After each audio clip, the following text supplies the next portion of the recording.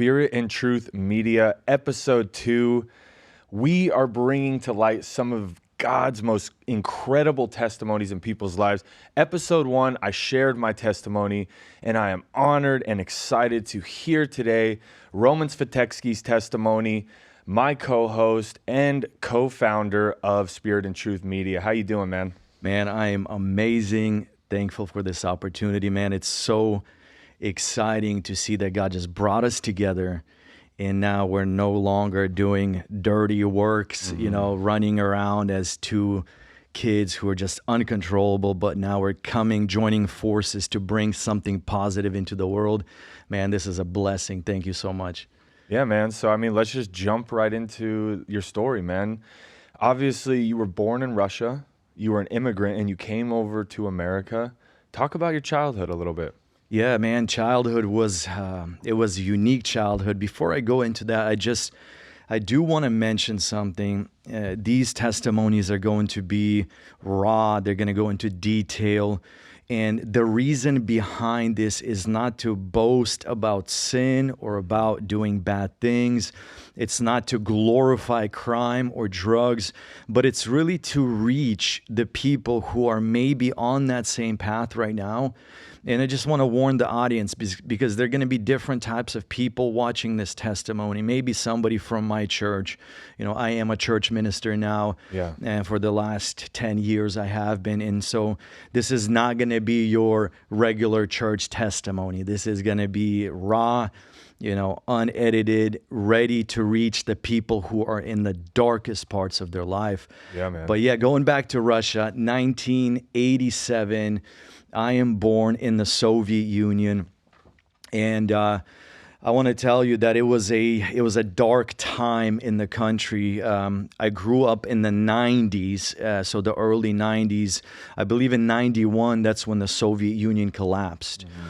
And so what happened during that time is that government fully just collapsed, disintegrated, and the Russian mafia began to rule over all enterprises. Mm-hmm. And I remember clearly as a young child growing up in the early 90s, it was difficult. And I want to share just some of these things that were going on. But first, I want to just thank my parents. Like, they did everything possibly they could to provide for our family, to give us the best life they could. But obviously, some things were not in their strength. And I remember moments like this where, all of a sudden, all the money was devalued. And my mom would send me to the grocery store with a stack of bills like this much. Wow. And it was only able to buy one loaf of bread. So overnight, all money devalued. There is chaos everywhere. People can't buy food. In order to buy milk or bread, you go to the grocery store and you have to stand in line for hours in order to buy just food for your family. At times it would be like, the doors are shut. Hey, we run out of food. Even if you have money, you can't buy food. So this is the environment I grew in. And not to self-pity or, do anything of that nature, play a victim card, but it definitely formed a character in me of survival and independence. It was, I had a lot of freedom as a child. I was able to hop on a bus, public transit, and go to any part of the city. Full freedom to do whatever I wanted, go anywhere I wanted, and very, very independent. My parents were not believers during that time. They did not know God, but, so I was at a very young age, at the age of 7, I was smoking cigarettes. I was already trying alcohol, and getting into a lot of trouble, was running with a very bad group of friends. Mm-hmm. Other than that, man, it was just, I got into ice hockey. I was very dedicated to that. I remember waking up at 5 a.m, going to practice. Before school, I would go to practice again. And then after school at about like 11 at night, I would go practice again. And, childhood was good, but there was trauma there. Very vivid memory is I saw a murder of my best friend at that time, his dad's murder. And so he owed money to some people. He couldn't pay them in time. He lived on the 7th story. I lived on the 5th. And the mob went up there. You know, his family was somewhere out, and they started, you know, trying to get the money out of him. He couldn't pay him. They swung him over the balcony. You know, as he was hanging on, they smashed his fingers one by one with a hammer until he couldn't hang on anymore. He fell 7 stories, smacked the ground. I was playing in the front part of these apartment buildings. I heard some noise. Boom. And I run around the corner of the building. The first thing I see my best friend's dad laying on the ground, face up, blood coming out of his mouth, his nose, you know, and that was like traumatic experience. And I think that had some type of, you know, effects on my mind later on. Just my childhood was stripped away from me at a very young age, and my innocence was stripped away from me at a very young age. But, you know, I was one of the lucky ones. Yeah, you made it out of there. Yeah. And I was over there in Moscow. I wrestled in Moscow, so I kind of saw a little bit of that. I think it was 1999, 2000, 2001, sometime in that era. I was 13 years old. I represented Team USA for the novice. They did this big tournament there. I was actually over there with Athletes in Action, so it was like a ministry. But I remember protest every night on the streets, bar fights. You'd be walking down the street and you'd hear like a woman screaming in the alley, and I'd be like, we got to go help her. And the guy we were with was like, no, you just mind your own business here. And, you know, it was one of the first times that I drank. If you could look over a counter, you could buy alcohol. Like, people were trying to pickpocket me on the train. Like, it was just like a whole different world and a free-for-all, and it was crazy times. So I can imagine growing up in that environment is pretty crazy. Yeah, it's definitely survival of the fittest. It molds, it shapes your character. I remember last, you know, year or so before we left to America, you know, which my family, my dad's side of the family was already in the United States, but it was so bad that my father, he worked for 6 months. He would not get paid because there was no money to give. And so the big mine that he worked for, they couldn't pay him. And whenever he did get paid, he didn't get paid with money. They paid him with boxes of chicken. So I remember literally we have no food for, you know, we'd eat like maybe once, twice a day sometimes. And all of a sudden we'd just get these big boxes of chicken. So it was like party time for us. So he was a miner? No, he fixed big diesel trucks, like multiple stories high. He was a diesel mechanic. Oh, okay. In a mine in Siberia. So that's where my childhood was, in a small Siberian town where temperatures in the winter was negative 55 Celsius, and it was pretty wild. The good news came. We're going to America. We're going to America. It was a hard move. And when I tell you, like, we came here with nothing, no English, no ability to communicate. We packed our suitcases. So each person had a suitcase. It was my 2 parents, and then it was already the 4 kids. And so we got to America. I remember getting off the plane and just driving down American roads with all the lights and beautiful buildings. I thought I was like in a different world, man. Yeah. I thought I was in space, like flying in like a rocket ship. But it was a life-changing opportunity to come to one of the greatest countries. Absolutely. Still to this time in the world, the land of opportunities, you know. And you know, I'm very thankful to God for being here. But didn't know English, and for the first 3 years, the only thing I did is I learned English in school. I left the 3rd grade, came here, you know, already going into 4th grade, but didn't start doing school. I was just every day learning English, ESL, which is. So were you directly to Parker, Colorado, like?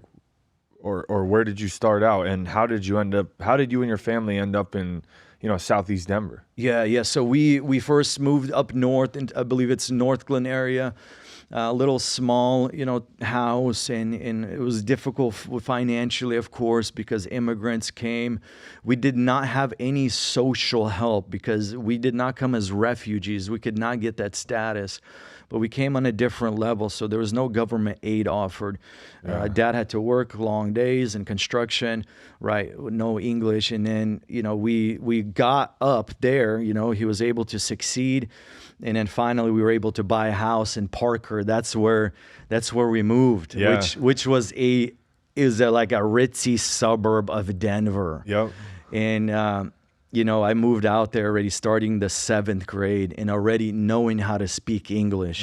The first 3 years in America, I basically had no friends. I left all my gang back there, all my crowd that I used to play hockey with and do a bunch of, chaos. I came to America, no friends, just learning English. And then when I came to Parker, that's when I was able to really communicate and build my circle of friends. And that's where the trouble began. Yeah. So leading on to that, man. So you come from Russia, I would say maybe middle-class family. Your dad was a diesel mechanic, but then, it hit everyone because the Soviet Union collapsed and everyone was just struggling. So your family picked you up, moved to Colorado, and now you've kind of moved up to a nicer area, like a nicer neighborhood. Where did you start to kind of fall off and start partying and doing drugs and these sort of things? Yeah, that's my parents. So they believed and they repented. They had this moment of awakening in their lives. Wow. Still, like in Russia, before we left to America. I remember my mom just ripping all her cartons of cigarettes and throwing them in the trash and pouring out bottles of liquor. Wow. It was like a repentance going on in the family. I never encountered God truly. So when I came to America and in Parker, like, as a teenager, I revolted against the church, against my parents, and I made my friends my idol. And I want to tell you why, because for the last years when I couldn't speak English, like I had no friends. And now I'm in a rich suburb. All these people have money. They have all the cool toys. They have, the nice house, the nice cars. And I was like blown away. Like I wanted a taste of that life. And so I try to surround myself with friends, and try to be part of the cool crowd, man. And you know how it is. Yeah. You idolize your friends and you want to make yourself look cool. You want to do what people will say, yeah, that's cool. And so that right away started leading into the party scene. Alcohol, marijuana, right? And cocaine. I remember multiple times escaping my reality at home, which was more of a difficult life, always lacking finances, always conflict in the house. My parents were having a difficult time during, that moment of my youth. And I remember every time I would go to my friend's house, whether it was hanging out with you or somebody else, it was like an escape for me to escape the reality at home. And then doing the drugs would help me to forget, right? And it was just, as a teenager, you knew nothing else. It was cool, it was fun, and it was a way to escape, and all the signs around me that said stop, I ignored them because that independent heart or mindset from Russia still followed me. The survival of the fittest, like radical life, do what you want, and that's where hard drugs became a thing in my life. And, crime, I remember in high school, a sophomore year, getting a felony for possession of controlled substance, getting expelled from all schools for 2 years. It was difficult. So that kind of changed the trajectory of my life. I remember, that's where we started to party really, really hard. And Yeah. So it kind of, you kind of progress from just wanting to like, hey, these kids seem like they're cool, they're partying, they're in the in crowd. I know you skated back then, and I skated as well. And, these were the kind of like edgy, cool kids. I wanted to fit in. So you just started, smoking weed with the boys, drinking, which seemed kind of harmless, but it always progresses. And it's just like opening that door just a little and giving the devil a foothold. And he just continues to inch his way in deeper and deeper. And obviously, man, I mean, out of all of our friends, I would say, like, I thought you were going to die. Like, Yeah. like me, you, Matt, Joey kind of had a little more, but like I felt like we were the three that were very likely to die, but just because of our like mindsets behind it. We were hardcore, all or nothing, 100%. Like we took it to the next level. What was the like most drugs you think you would take in a day, just for people to grasp? Like, you know, we weren't just like drinking a little with friends, maybe doing a little blow. Like we were like in the deepest when we were doing everything. Like just be real and raw, man. Like what substances were we using like in one day for you? Yeah, it was I mean, if you would take all the substances that went into our bodies in one night, I believe you could probably kill a horse. Yes. Because there was such a mixture of different chemicals, you know, and we kind of would consider ourselves as like the trash can of drugs. Like we would take any substance just to kind of feel this euphoria and just to say, hey, I did this and I did that. But I remember in one night, you know, starting the night, you know, smoking a lot of, you know, marijuana. Yeah. Then, you know, going picking up an 8-ball of cocaine, blowing through that whole thing, right? Getting into heroin that same night, taking Xanax bars, ecstasy, right? Already at like 2 or 3 in the morning. Morphine. Morphine. And at the same time, you have a handle in your hand and you're just guzzling. Like we're not like no mixed drinks. Yeah. Like this. Yeah. Like both hands. Both hands, bro. I remember a couple times, like I'm heaving over the toilet, dry heaving. My heart is just pounding. It feels like it's gonna just jump out of my chest.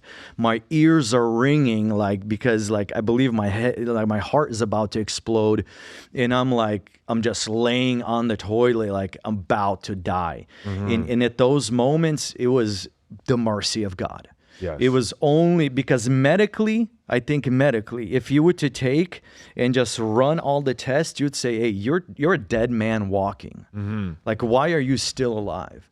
And from there on, it kept progressing. Like, it didn't stop. And I want to lead to the moment where my life changed forever. That was the first time I tried heroin. Yes. The first time, you know, I didn't see this friend of mine for like 6 months, and all of a sudden we meet up and he's already been, you know, using heroin, and it was the first time I tried it and I fell in love. Like I was like, this is what I've been looking for. And from that day on, I used heroin for the next 6 years, non-stop. And did you, because like I was really deep in painkillers, but I never crossed that line. Thank God. But like, I mean, heroin was kind of like taboo for us. Like that was the end. That was like the junkie stamp of shooting heroin. What like changed your mind to like cross that line to like, I mean, you didn't start with injecting it, right? No. So what happened is heroin was unavailable outside of the major cities. Something happened. I think it happened with the Mexican cartel, where they started flooding the markets, the suburb markets, with heroin. I don't know what happened in their business tactics, but it was readily available. And to me, like my mind was so disintegrated already. All of my morals and ethics were just non-existent during that time. I was a man living by instinct, almost like an animal. Like I was willing to do whatever it took just to stay on this level of high, just being away from reality. In heroin, that was that escape that took me out of there.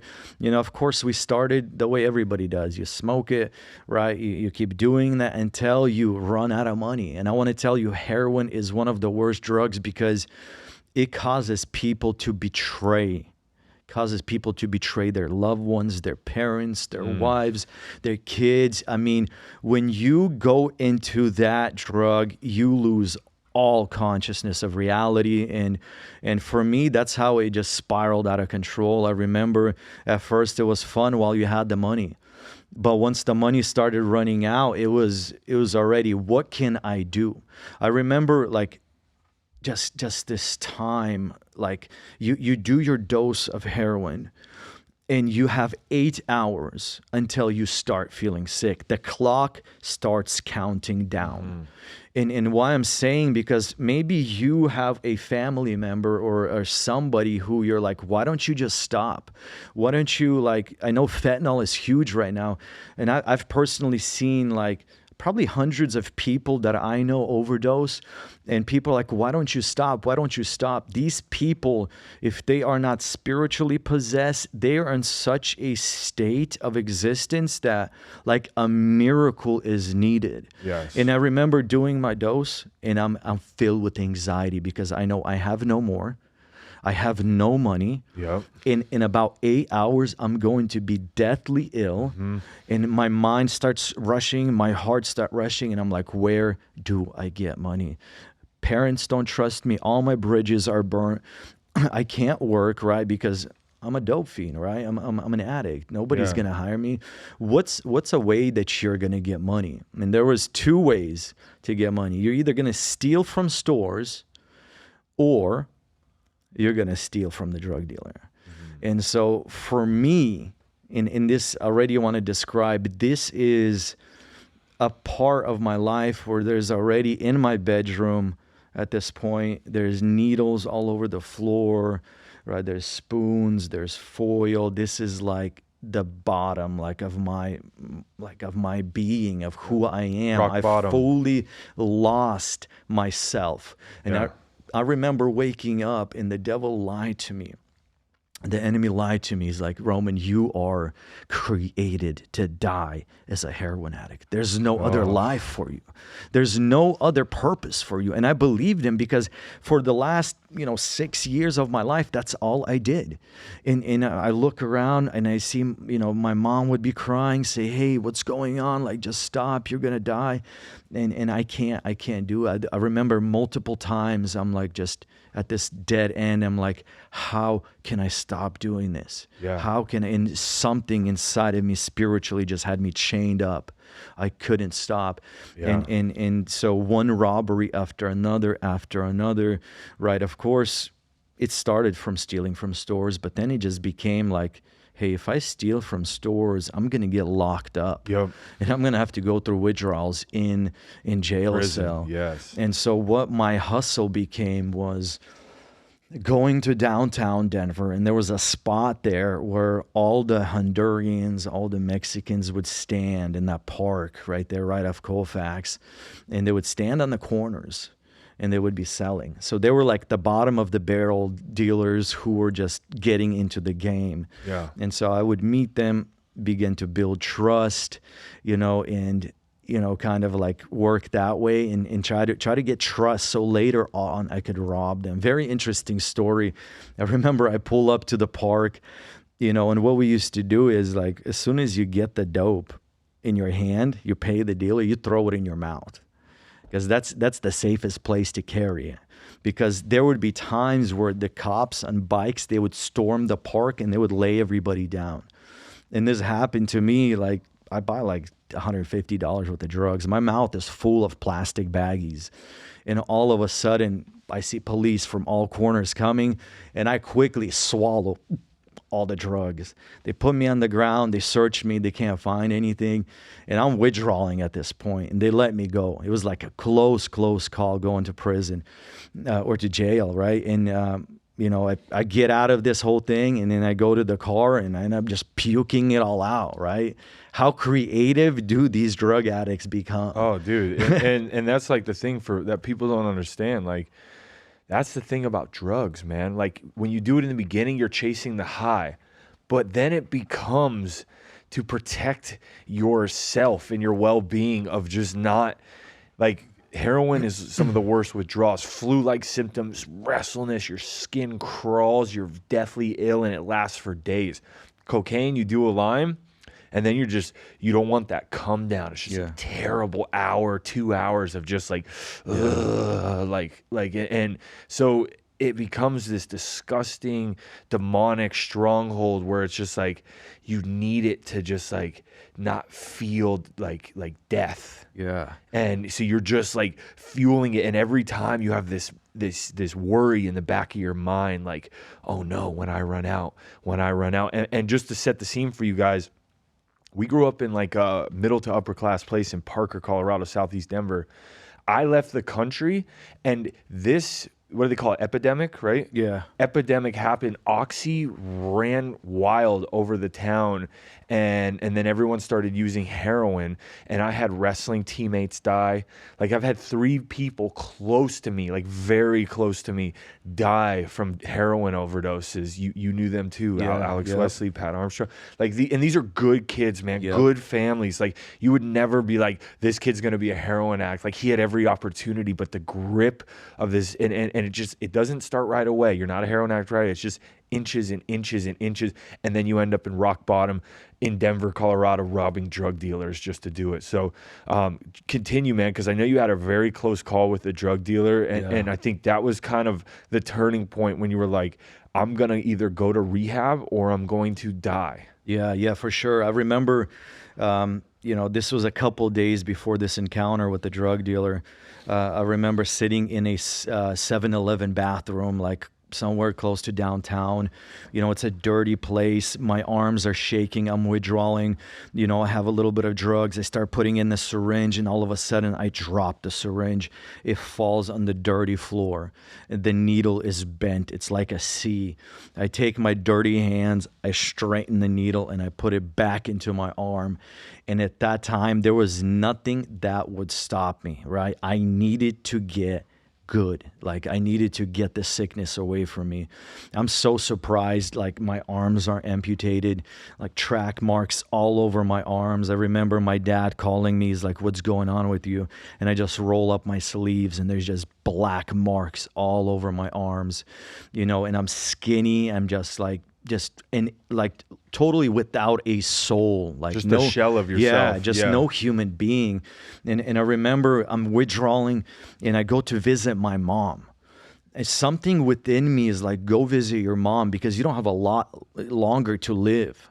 At the time, I was living in an apartment with a girlfriend of mine during that time, and I'm like, go visit your mom. And I go over there, and that night I had no drugs. I was withdrawing.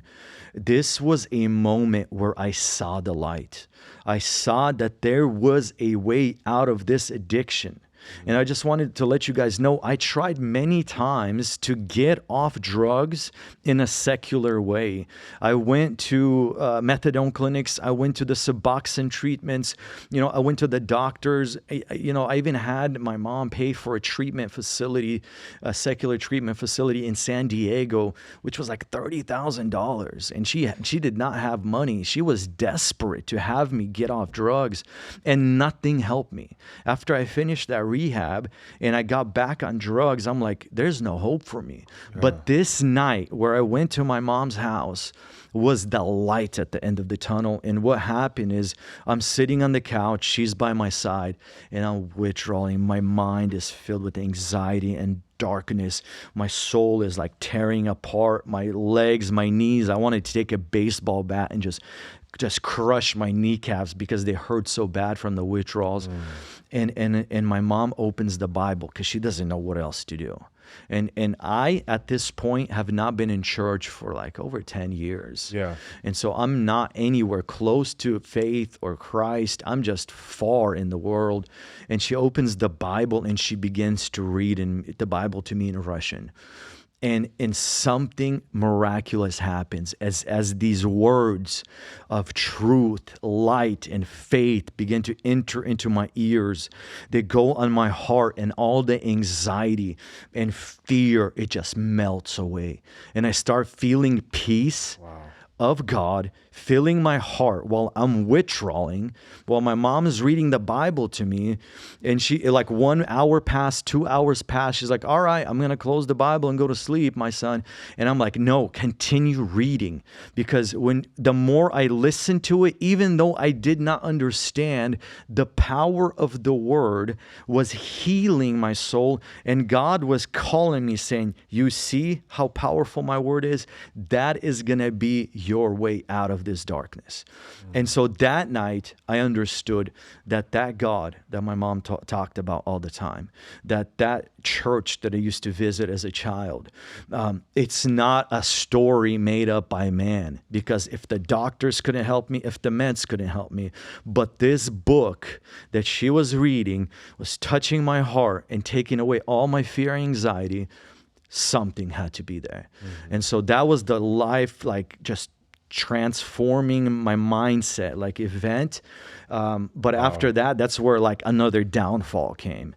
So a couple of days after that event, of course, you know, I continued to have the urge. I'm not free. Yes, the Bible touched my heart, but there's no freedom. I'm still an addict. Yep. And so I go to, you know, my last lick, if you will. This is at this point, I want to tell you, I've robbed over 12 drug dealers, I think. There's Mexicans looking after me. There's, you know, if you will, like gangsters looking for me because I owe the money.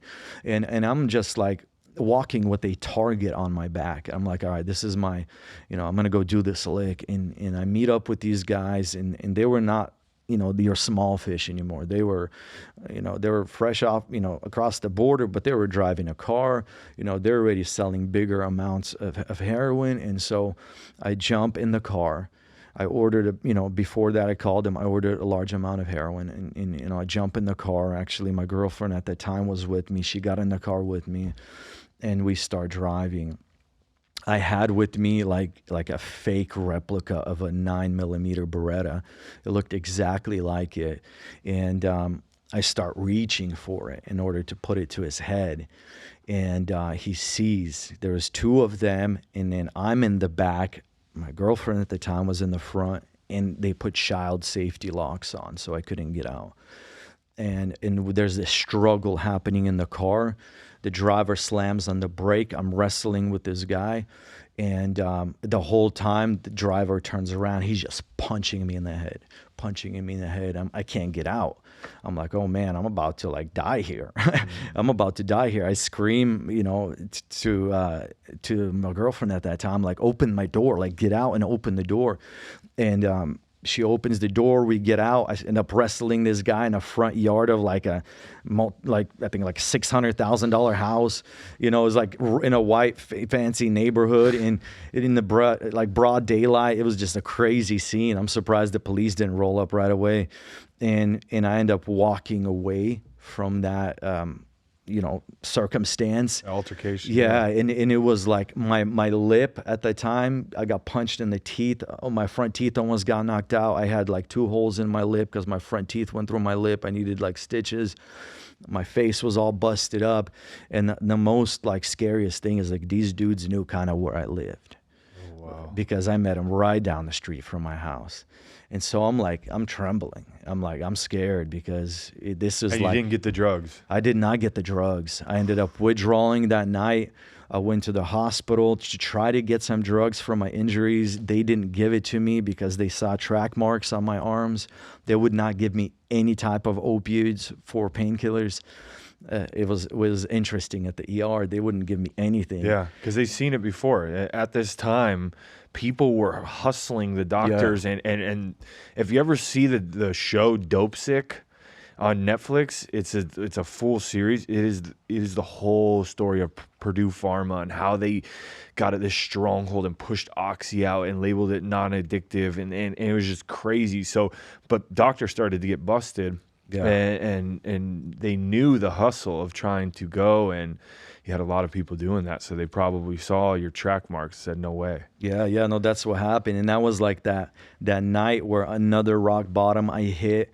I got more people now trying to kill me. I've already had multiple overdoses, and I'm in this relationship, whether me or her, we're bringing each other down. Because either she's trying to quit and I have drugs, or I'm trying to quit, she has drugs. And like, I know, like, if I don't make a move, I'm gonna die. Like, Yeah. I have counted amount of days.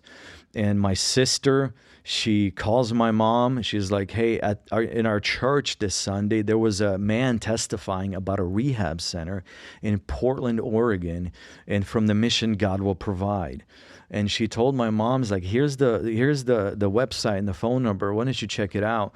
I'm sitting at my house and I pull up the website and I begin to read testimonies from people like me, drug addicts who were already, they put an X on their life. You're going to die.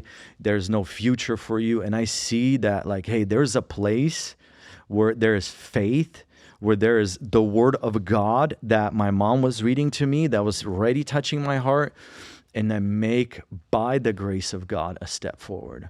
I pack my bags, I cut ties, and I go to Portland, Oregon. And that is where God radically reveals himself to me in such a powerful way. And everything begins to change in my life. Wow, that's just incredible, man. And you talk so highly about your parents, from taking you out of Russia, doing their best job. How has your relationship changed from being a full-blown drug addict? Like, how was that relationship before you left for rehab? Yeah, my relationship was just shot. Like, my mom was already like on the very edge of like just not trusting me with anything. Haven't talked to my dad for very long. My brothers and sisters saw me as an addict. Like, there was no relationship there, and I'm just very thankful that my mom never stopped praying for me, and she was there to help me. Yeah. And so I go to Portland. I arrive in this house. It's a residential area in the countryside of, Oregon, and there's a men's house, and there's about 30 dudes there that are either already close to finishing this inpatient program or just beginning. And so I come in there and I begin my withdrawals. I want to tell you that this was the first time I was withdrawing fully, coming off of drugs, 8 years, something like that. Yeah. So it was a Xanax habit that I had. I had prescribed, 3 bars per day to me, which is crazy. and I was taking them. So you got benzo addiction. I've been smoking cigarettes for the last like 6-7 years. So nicotine addiction, and then you have the heroin addiction on top of that. Like, the odds are stacked against and you me. were probably smoking weed and drinking, and that's what people need to realize. Like, when we say you doing it, I'm talking you didn't miss a single day. Yeah. From doing something. Like, there was not one day, probably maybe one, like, where you just couldn't get it, or something happened where you were sick in bed where you didn't use drugs. Yeah. So you come to this treatment center, and it's like, this is like, you're like accepting it, and you're like, all right, I'm going to do it. I'm going to do it. I'm going to try to cold turkey kick this habit. I want to tell you, that was 3 weeks without sleep. 3 weeks. And I know people that withdraw off benzos, they usually go to like a medical facility, because I know seizures. Yeah, benzos and alcohol, that's where you seizure out and you die. Yep. And so I'm there. My first week is just horrible. And I want to tell you, Satan knew that I was in a place where my life was changed. In that week, my body is just in excruciating pain. I can't sleep. I'm already beginning to kind of like see things, because like after a week of not sleeping, every couple hours I'm taking a hot shower because I'm just cold, sweating, right? Your stomach, right? You're puking, diarrhea. You're just in such a sick dog, literally about to die. And on the 10th night, there's a breaking point, because I'm laying in bed and I look around and I see these green eyes. It's like a lion or something, and it's following me in the room. And there's such a heavy, demonic presence in the room, and I'm withdrawing, and Satan is reminding me all the things from my past. Oh, this could all just end. All you need it's $10 worth of heroin. You're going to feel so good. And I'm on this verge of breaking. I'm like, God, if you don't do something supernatural, I'm going to leave. I'm going to leave, and I know if I leave, I'm going to die. Yeah. And so there's a night prayer happening. There's 30 guys. They're sitting in a circle. They're singing songs, right? Amazing Grace, all these hymns, such powerful hymns. And they're coming together at night to pray. And I come for that prayer. I sit very sick. And while they're singing, just God is melting my heart. When I heard sermons, it wasn't touching my heart that bad. I couldn't understand. But when those guys were singing, glory to God, my heart was melting, and I would have tears rolling down my face. And that night, when they all began to ask for needs, I said, brothers, I need help. This is the make it or break it moment. If something doesn't happen right now, I'm leaving. And I came out there with such sincerity and brokenness and humility, and saying, Jesus, if you're real, if you really can save me, if you really brought me to here, do something. And in that prayer, that is where the Spirit of God fell on my heart. And when I tell you, peace that surpasses all understanding, that in just 1 second takes away anxiety, any type of spiritual pain, agony, right? Anything that is just torturing you, tormenting you in the inside, it was boom. And I start to weep in front of God. And I said, God, I don't want to live this life.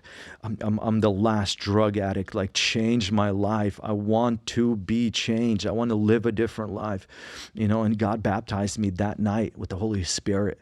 Wow. I was renewed. I was born again. Full surrender. Yeah, full surrender. And that whole night, I went to the prayer room, and instead of rolling around, withdrawing, right, sweating, I spent the whole night praying to God.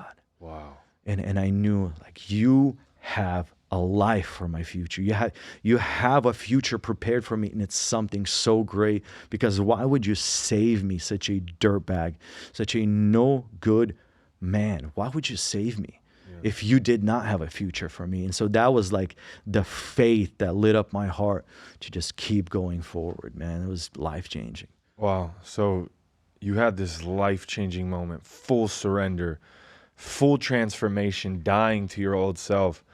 You walked out of that rehab. I mean, how long before the withdrawals? Tell me what happened after that. Yeah, so withdrawals finish up after 3 weeks. I spent about 6 months in this inpatient program, and that's where I learned what is a relationship with God. There's 2 ways you can, if you will, proclaim Christianity, either a religious side or it is a real relationship with God. That's where I learned how to pray. That's where I learned how to read the Bible, how to worship God. And through that, my mind was being renewed. I was being changed on the inside. And there, God kind of gave me a calling.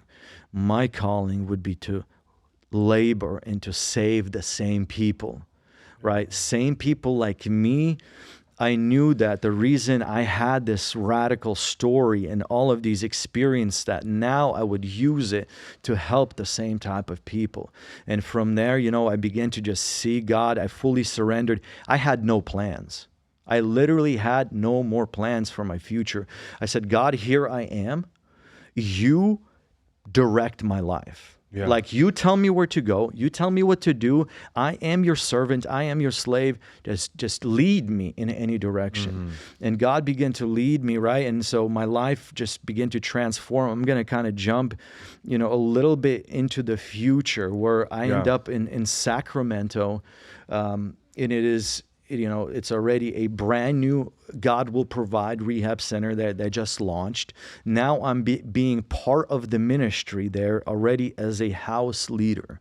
And so now I'm serving the people that, were once I was once you were like giving them. back, because when you overcome something, it's like, I feel like God just like puts it on your heart to use that testimony to help others, because you just have that compassion. When I see a drug addict, I have compassion because I remember being there, and I'm like, man, brother, sister, get out of that place. And here's the answer, you know? Yeah. So that's amazing. You went right to it to help people. Yeah, and that's where I found true satisfaction, because it is so satisfying when you deny yourself and when you serve somebody for no gain, no personal gain. It seems like God's favor just comes over your heart, and you're just doing what God has called you to do. I knew from that point, once I tasted how good that is,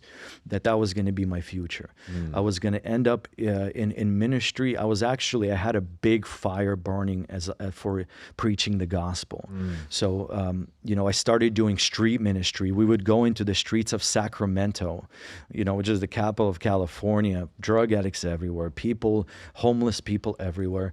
And I would go there and I would just preach the gospel to them. And the more I would, testify and witness, the more I understood that was my future. That's what God wanted for me, and I had a really big criminal record during that time, because I still had all my unsolved issues from Colorado. And there was this burning desire to be a missionary. I wanted to travel the world. I wanted to go where there was no gospel, right? And I wanted to be there to tell people about the power of God's love that I personally experienced, so they could be saved, right, from their problems, from their darknesses and their dead ends. And so I began to start my citizenship process, because I wasn't a citizen at that time. Wow. I'm just surprised I didn't get deported during this whole thing with drugs and crime and everything. And so I started doing my passport paperwork, and this is a huge testimony as well. I want to tell you, they don't give citizenships to drug addicts with felony records that easily, and so I'm like praying to God. I'm like, God, please help me get my passport, because I want to travel the world, tell people about you. And God does this miracle. I end up, the court requires me to get all of my criminal records together in hard copies. And so I have this binder that is 2 inches thick of my criminal records from all different counties of Colorado, all over the place. And I'm going to an interview with a what are they called? An agent that represents your government agent. The government agent that's going to look at your file, and they're going to say, hey, we're either going to give you or deny you citizenship. And I'm trying to remind you that this is a passport for me to go travel the world and tell people about Jesus. And I bring my fat stack of criminal records, warrants that just recently were closed, and I lay it before her. And she begins to just open and just page after page after page after page looking. And she looks at the paper, she looks at me, looks at the paper, looks at me. I'm like, man, this is going to be bad. Man. She's going to deny me. And then she just closes and she says, you have a passing. You're going to be a U.S. citizen. Wow. I was like, this is a miracle. Absolutely. Because I know so many people that were denied for this. And I got my passport in hand. I'm like, God, send me wherever you want to go. Wow. And I get an offer. Go to Indonesia to start a brand new project. This was on North Sumatra Island. I want to tell you, Indonesia is the biggest population of Muslims in the world. And so they're like, you're going to be in charge of spiritual ministry. This first group of missionaries that are going there like special forces to launch the ministry in a small Muslim village in North Sumatra. And that's where God came close to me, man. It's like, I just really learned to hear from him. Wow. Yeah, so we end up in Indonesia, and first things first, we got our suitcases. We don't know the language, and we don't have anybody there waiting for us, right? This is like a mission. We walk off the plane. What do we do first, right? We have a little bit of money. Let's go buy a car. And so we end up buying a car. We're driving around the whole North Sumatra Island, and we're just praying. We're seeking God and saying, Lord, where do you want us to go? Like, what part of this country do you want to start a mission at? And God ends up leading us to this small little village called Percut.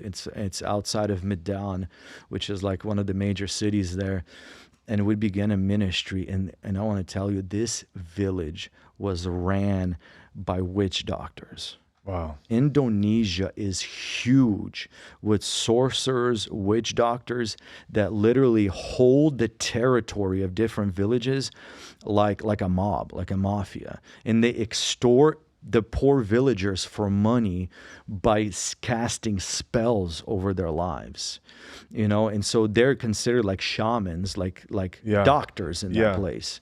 And what we see is there's so many people sick. This person is blind, this person is deaf, this person has diseases all over, like skin diseases, and we're trying to figure out, like, God, why there's so many sick children as people in this village here. And we're just praying, and people are coming to our Bible studies, and we're like just praying in faith over them, and God is healing this person and that person. Dude, we're seeing miracles. Like, wow. I am seeing God as in the day of of Acts during the apostle time. And we're asking the villagers, like, hey, what's going on? What's your past? And like, oh yeah, we were at this witch doctor just last week, and I'm like, okay, where do you pay him? And like, well, yeah, we paid him this amount of money because I was sick, my leg hurt, and I paid him this much money so he could take it away. And I'm like, okay, did that help you? They're like, yeah, my leg is not hurting anymore, but now I have this weird lump on my neck. And I'm like, okay, something is weird going on here. And so when these witch doctors would cast their spells, they would not heal. And I want to tell you, Satan cannot heal. But what they would do, they would move diseases from one body part to another to keep them coming back. Do you see what I'm saying? Yeah. So these people were stuck in this cycle of curses, coming back, giving all their money away to these witch doctors. So, and their sicknesses progressed worse and worse and worse until they died. And I remember, we had this big evangelism. We called the whole village together, and we're just preaching the gospel. People are coming up front. And I remember during that service, a boy who was deaf, he was healed. Literally, as we're praying for him, his hearing came back, and he was just glorifying God. The whole village was just rejoicing. And what it did is it caused a lot of people to be interested. Who are these missionaries? What are they doing here? And then more and more people started coming to our Bible studies. What we do is we take a trip. We take a trip to another side of the island, and the witch doctors find out what we're doing, that we're breaking their business. We're taking their clients away, because now they don't need the witch doctor, they need Jesus. And so these guys team up, and they start putting spells around the property that we live. I remember finding baggies with animal feces and weird herbs hanging from the trees, and then smears of different stuff on our doors, things by our windows. They were cursing the whole mission house.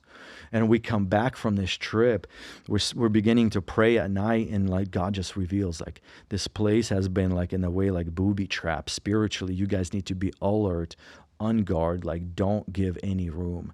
And we came out, and we just started seeing all of these things. And at that moment, our team just had to really, really get on top of it. We were interceding, we're praying against this, but the victory has already been won, man. It's Jesus on the cross. He had the victory. He defeated Satan. And so what we had to do, we just had to have faith, and we just stand firm. And none of their curses worked against our team. We just united harder. We prayed, harder, and just nothing happened. And so that was my Indonesia trip, man. God just taught me so much there. And the thing here is I have no doubt that God is real. Yeah. I have seen testimonies, glory. I remember miracle, demon-possessed woman standing there, and we're praying for her. Her eyes are fully black, just black, and she's shaking, convulsing. And we're just in the name of Jesus, we rebuke you, Satan. And she just falls and gets up, and then she's normal. Perfectly liberated soul. And so testimonies like that, man, they built my faith. And that trip to me was like, I will serve God for the rest of my life. And I don't want to say I'm a saint. I don't know. I'm not perfect. I have my mistakes. But for me, there is no turning back. And I believe that is my strength, is my relationship with Christ and all the testimonies that I have in my back. You know what I'm saying? Behind me. Like I have so many memories of God's glory and his faithfulness coming through. I was ordained as evangelist after that trip, like officially in the church, the bishop laid hands on me, gave me authority as part of the church. And, I had, now the practices that I could do, like start churches, baptize people, right? In the spiritual realm, there's an authority over that. My mission work continued. I ended up going to Honduras. Honduras, I spent 6 months in Indonesia, another 6 months in Honduras. During that time, Honduras was the murder capital of the world. Yeah. I remember being there, driving by and just seeing dead bodies, like a man just laying, and the villagers are taking selfies with the dead body. Like, life there was not worth anything. You would get murdered over $20 in Honduras. And my ministry there was very interesting. I was the director of a men's rehab center, and Honduras is ran by MS-13. And so there would be MS-13 gang members, drug addicts, criminals coming into our center. I'm this Russian American white boy who's trying to tell him what to do. And it was interesting. Not speaking a lick of English, I had to use somebody or not a lick of Spanish. I had to use somebody as a translator to like rebuke these guys, tell them that they're doing wrong things, right? Punish them, give them dishes, and it was interesting because I saw gang members, and I took some serious confessions there, like murder, rape, child abuse, from men. And I would be sitting looking at this guy. He'd be telling me confession, all the sins he's done, like really cruel stuff. And I'm sitting there and I'm like, God, how can I love this person? How can I love this person? And Jesus reminded me, hey, do you remember what you did? You're no better than him. Correct. And so many times I would just see, just going through this counseling session with these men, hardened criminals, and just God softening their hearts, and they're weeping like babies, and they're just surrendering to God, and they're changing, they're being transformed, new mind, new heart, new desires. Another testimony, we came into a village where this woman, she's laying on the bed and she's already yellow, like her face is yellow, her lips are yellow. She has stage 3 or 4 stomach cancer. And we're looking at her like, God, we can't do anything here. Our strength is nothing. She wants us to pray for her healing. And we're like, God, just give us faith. This woman's about to die. She can't even walk. And we just get just God's wisdom. We begin to counsel her, figure out what her problems, what her past was. She goes through a deep confession. Demons are being expelled during that time from her. She receives freedom. And then after she receives freedom, we asked, hey, do you want to accept Christ into your life? And then after she accepts Christ, then we pray for healing. Wow. We say a simple prayer, just, God, this is in your hands. We see this woman's about to die. Just show your glory to this village. Brother, you won't believe. 3 or 4 days later, this woman's walking outside. And she's like, yeah, I went to the doctor for my checkup. She thought she was going to die, and they couldn't find the cancer in her anymore. Wow. That's the stuff we're talking about. This is not made up. This all is confirmed. I've been there. I was part of it. And that's where God gave me my beautiful wife. It was also miraculous, man. Just so many miracles supernaturally from God.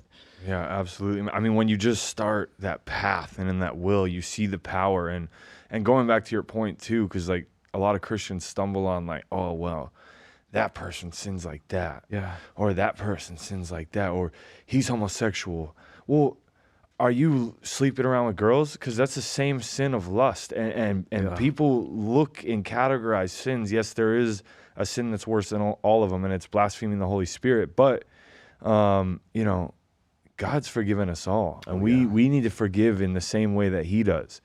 Not condone it, not walk around it, but to speak truth in love to that person. And a lot of Christians stumble on that. But going back to your story, man, you're just serving God, and it's just like a snowball effect. You're just seeing more miracles, more power. Tell us about what happens next, because God literally delivers the perfect soulmate, beautiful, godly woman, wife to you. And I mean, you come from being a full-on drug addict, loser, you know, with nothing going on for yourself. And I mean, as the world say, you still, you know, you didn't have a job, you didn't have a career, you didn't have an education, you had nothing. But God brought you this woman together. Tell me about that, and then tell me about like the next step of going out on the streets and living out of the mission field. How was that transition to kind of real life, quote unquote, getting a job and providing for your wife? Yeah, it was, so during this time, I'm about 27 years old. I already have about 4.5 years of just dedication to Christ.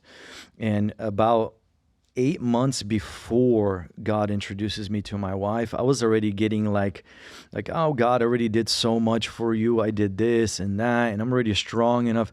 I began to myself look at different girls in the church and kind of try to figure out like, hey, maybe this is the one, maybe this is the one. And God really like pulls the e-brake on this. And so this is before I go to Honduras to meet my wife, and just God is so in control of this. I end up in the hospital with this big abscess on my leg. I don't know why. I'm laying in bed. I'm like, God, like, what do you want from me? Like, why am I here? Like, I'm doing your work. I'm serving you. Like, I'm not sinning. Like, why am I laying in this bed with this huge abscess?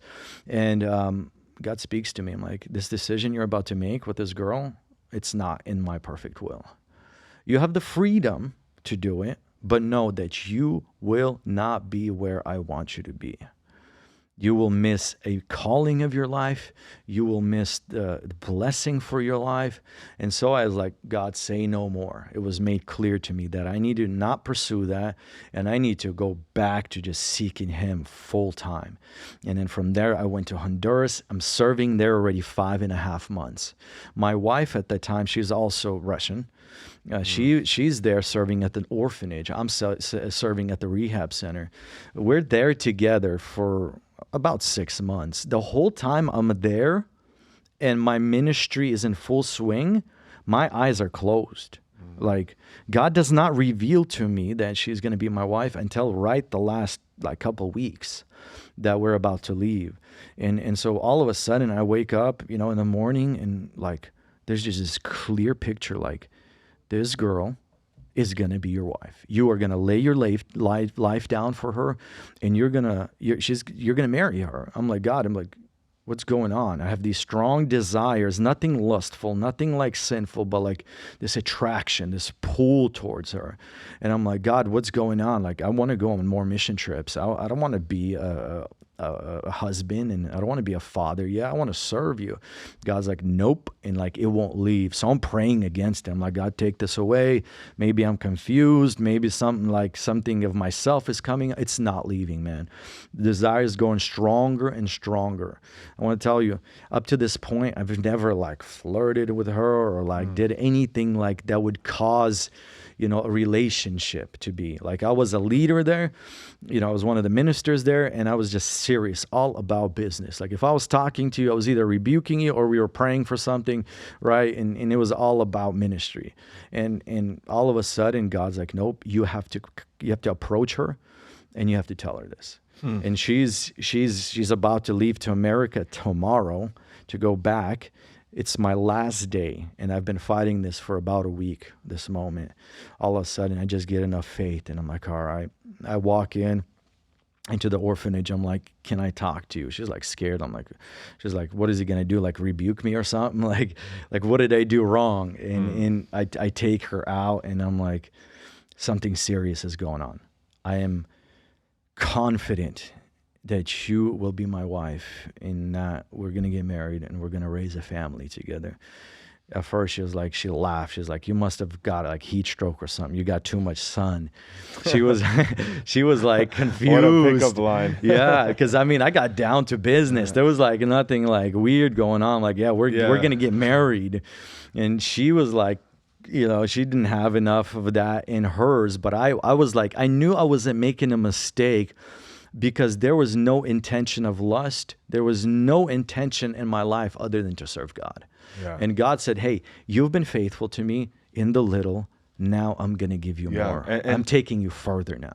And that's incredible, man, because the same thing with me, when I finally like turned from like looking for women and lusting and hooking up, and I was just focused on like my relationship with God. That's when God delivered the most beautiful, perfect, godly women. And we're just so lucky, bro, because like if you would have saw us in our hate, like any time before we were saved, and sometime even me in the sanctification, my girl would never give me the second or day of time to even like consider me. And both of our girls come from great families, relationships with God. Just like my girl's never got a speeding ticket in her life. Like that type of like innocence and amazing women. And it's just like such a blessing. And it both happened to both of us when we stopped looking, and we had no intention of that. And God delivered us with a gift. And because marriage is such a blessing, man.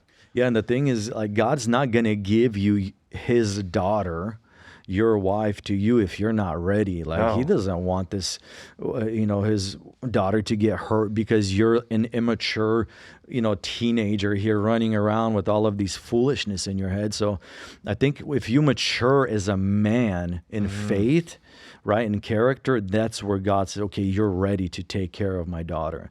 And that's what happened, man. So we, not wasting time, came back to America. I proposed to her. She officially said yes. She still had some doubts for some time. And then God also revealed it to her that like, hey, this is from me, and we got married within 6 months. There was no, fooling around. There was no waiting. That moment I told her you're going to be my wife, 6 months later, we were married in the church, and we were starting a family, and we were moving forward already with our, adult lives, if you will. You asked the question about transition into the real world, right? Yeah. I would say that was one of the hardest things for me as a single missionary, right? Where you don't have responsibilities of providing and paying bills and all that stuff. It's easy to serve God. Yes. But when we got married, and now it's this new responsibility, okay, who's going to pay the bills? Obviously me, because we had our first, our daughter, Sophia, right away. Like within a year and a half, we had our baby. And so it got real quick, and a lot of responsibilities, man. And it was a breaking point in my life. And where my breakthrough came financially, and I want to share this with the audience, is it was really hard for the first like 3 years of my marriage. I began driving a truck across country, a car carrier. So I'd transport like nice cars from dealers to people's houses. I was gone from the family, more than half of the year. Like, I did not see my wife. And at the same time, I'm a missionary. I'm still traveling to Panama because now I have a project. Maybe in the future we'll talk about this. Yeah. I'm going to work for a week and a half, coming back, then going on a missionary trip, right? And then coming back, now I have to go to work. So it'd be a month sometimes I wouldn't see my wife and kid. Yeah. And I'm like in this like state where I'm like, God, just give me a way out. Show me, like, you did not choose me so I could be a truck driver, somewhere far away and miss out on my family life and my church life. And I was praying like that for a couple of years, and God just miraculously opened the doors. And this is how I began, how I entered into real estate. I'm in California, a truck driver, just living paycheck to paycheck, but I'm also giving. Like, God put it on my heart, you must give financially, because it's not enough for you just to be a minister. It's not enough for you just to preach. Like, the Word of God calls us to worship God, with our finances.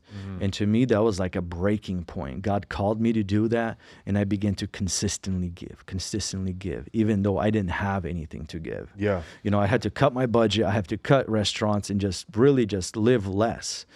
And all of a sudden, I'm driving my truck, and just wisdom comes from God, and he says, you're going to get your real estate license in Texas. I'm living in California, and you're going to become a realtor. I don't have anybody in my circle who's in real estate in my family. Like, this was no influence from TV shows or anything like that.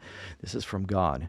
You're going to get into real estate. I start studying in my truck, driving 12, 14 hours.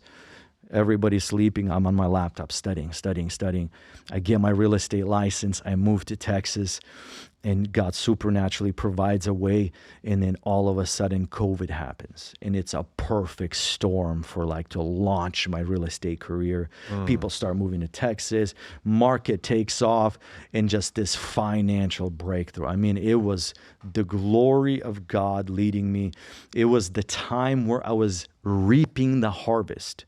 There's one law, friends, that you cannot escape, and that is what you sow, you will reap, right? And for years, I was sowing, and my time for harvest came, and that's where the breakthrough came, man. That's where, I got to have the opportunities like this, being here with you, starting this new project, and being able to impact people that are now struggling, right, going through difficult times, and you feel like there is no way out.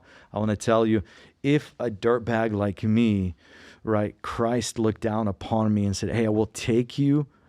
You have no potential in this world, but I will make potential out of your life. Yeah. You have a bright future because I'm no better than you. Yeah, absolutely, man. I mean, just like that miracle happened, and you miraculously, were called to do real estate. We reunited, and we are 100% certain that we are called to do this media company. There will be a treatment center following. There will be series of insane stories of helping people on the street, of going to missionaries across the world and bringing their story to light. And it is going to be fueled by this media company that is starting right now. So guys, stay tuned for that. Amazing testimony. Roman, we could have went a couple hours. Yeah. Same with me, man. But, we are going to continue to share more of our testimony as we continue to grow this podcast, this media company. But I hope you guys enjoyed this. The power of God is real. His word is true, and the miracles, you cannot say anything against it, because it is truth, it is facts, and you can experience that power that we are talking about today and anytime. So anyone struggling, I hope you got something from this, and you're going to hear a wide range of so many different testimonies, so many struggles. There is not just one struggle. There are so many different ways the devil can work and derail your life. But guys, please subscribe to this channel, smash that like button, and hit your notification for more amazing testimonies. Roman, thank you. It was an honor, and I appreciate it, my man. Yeah, it was a good time in the studio. See you next time. Peace.